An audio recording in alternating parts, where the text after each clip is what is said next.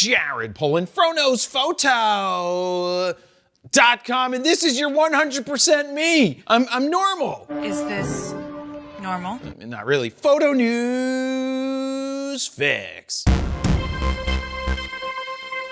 Now, since there's a ton of news this week, this fix is ad-free. What are you talking about? Kinda, just a minute shorter. Buy our presets, FroKnowsPhoto.com/FroPack4. Support this free content by buying our presets. Thank you. First up, with CP Plus going on right about now, there's an influx of photo news this week, and I'm not exactly sure where to start, but let's start with Panasonic, because Panasonic just announced a Lumix S1R II, and guess what? I've got one, and I was able to take it out to photograph basketball and a kid in the park. Now, in terms of specs, it sports a new 44.3 megapixel sensor that's not stacked. Keep that in mind, not stacked. Shoots at 10 frames per second with the mechanical shutter. It can do 40 frames per second with the electronic shutter, though this camera is not really meant to shoot silent due to not having a stacked sensor. You could expect more warble and warping and jelloing and all of that, but it does certainly get the job done.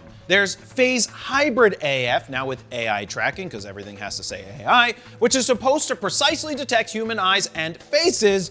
And once I figured out how to activate that mode, because I'm still learning how to use this new system because it's been 7 years since we used the last one. You hadn't been in the States for 7 years. And it's gotten a hell of a lot better. The camera did do a nice job of finding the subject's eye, face, or body, depending on the distance, but was a little hit or miss on focus when it came to tracking the subjects, especially when I looked at the final images, because that is what matters. And if those are off, well, that tells you a little bit something. It wasn't always off, but it did a much better job than the original. Now, in terms of video, this is the first Lumix camera to realize 8K video recording at 14 stops of dynamic range. They've enhanced their open gate feature, allowing you to shoot in 6.4K and even up to 8.1K/7.2K with a future firmware update. Internal recording supports 5.8K ProRes RAW HQ and ProRes RAW to CF Express B card, and you can even connect an SSD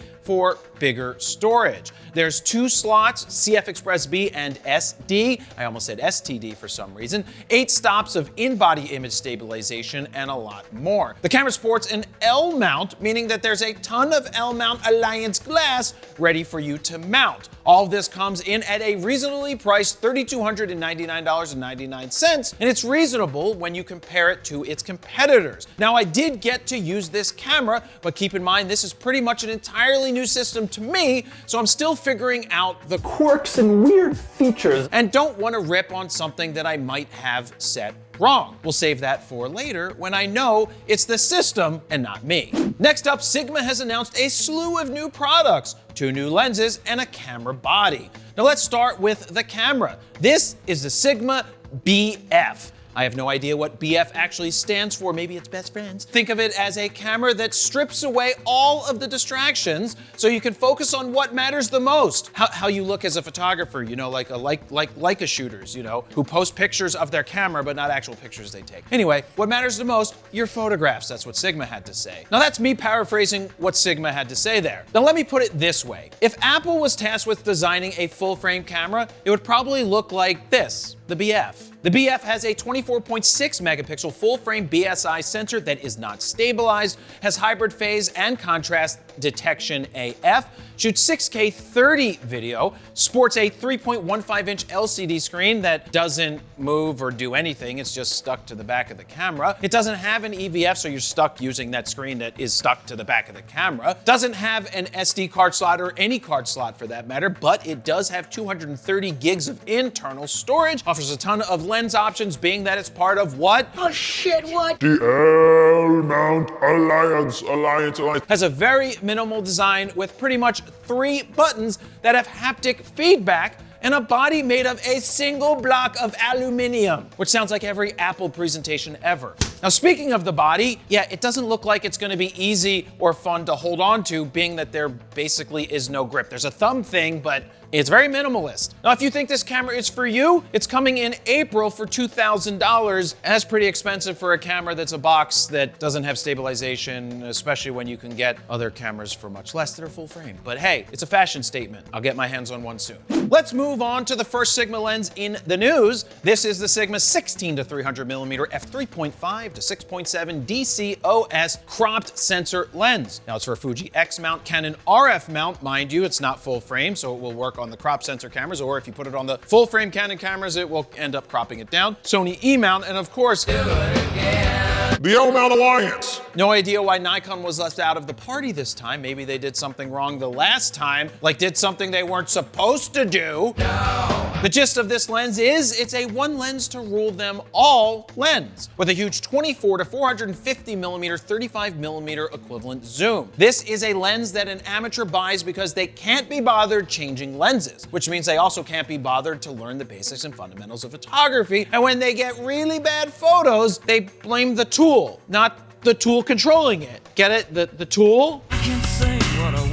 Let me guess, Dan just added a tool clip, right? After I said tool? No. Well, at least it wasn't 9 Inch Nails. Doesn't it make you feel better? This is one of those lenses that is priced to sell at $699 and will probably sell a ton to amateurs. Christy. But Sigma's biggest announcement of the week is this, a 300 to 600mm f4 full frame lens. This beast of a lens weighs in at almost 9 pounds or 4 kilos, or roughly the amount of weight I lost when I had the flu. Is that true? It's true. The 300 to 600 sports a fixed f4 aperture throughout the entire range. You've got an HLA motor, special white thermal insulation paint, kind of like what you see at NASA, and is limited to only 15 frames per second when on a Sony body shooting in continuous AF. Now, being that it's part of the L-Mount Alliance, it can take advantage of everything because on Panasonic, you know, or an L-mount camera. This lens is only for E-mount and, like I just said, the L-Mount Alliance. I was lucky enough to get one of these in my hands already, and I'll also be taking it out for a spin at the Philadelphia Union game on Saturday, and maybe women's lacrosse, and maybe I'll fly down to Florida for spring training, and birds while I'm in Florida. Have fun in Florida. But until Saturday, I'm not sure what I should shoot. Should I go to Conowingo Dam and shoot the Eagles? What do you guys think I should shoot? Let me know down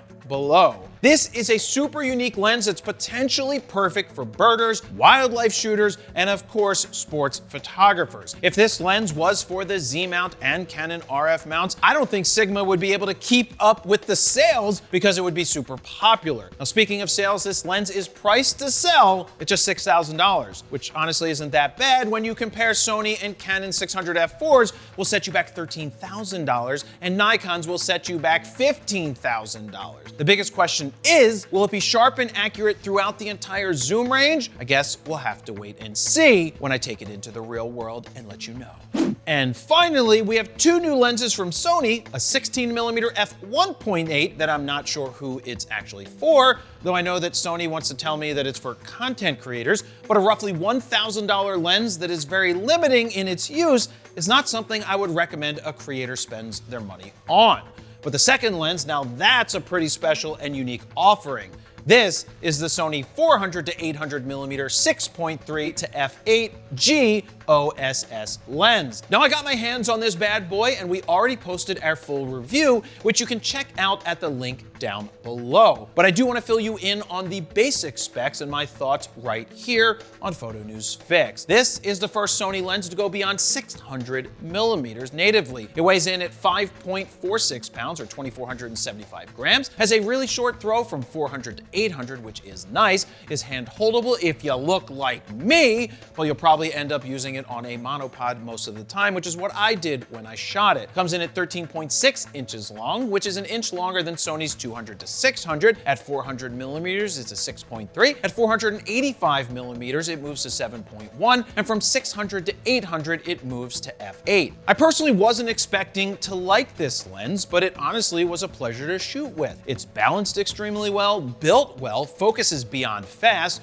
and captured some images I otherwise would not have been able to capture with something that was only 400 or 600 millimeters. With that being said, I don't think that there are many sports where 800 millimeters is actually needed, but when it comes to amateur birders and wildlife photographers, well, who like to sit in their car and zoom in on that titmouse across the way, you know who you are. I'm pointing my finger at you right now. Yeah, you. Those photographers, well, you're gonna love it. Now, in terms of G versus G Master, I feel that these days there's less and less of a difference in quality between the two, meaning the new G lenses are superb. So how much is it? $28.99. It's expensive, coming in at $900 more than Sony's $200 to $600. For those who want or need the reach at a semi-affordable price, you know, compared to a 600 millimeter, this lens is right for you. That's a lot of news. There you have it. That's your super long photo news fix this week. Thank you very much for watching. Jared Polin, PhotoKnowsPhoto.com. See ya.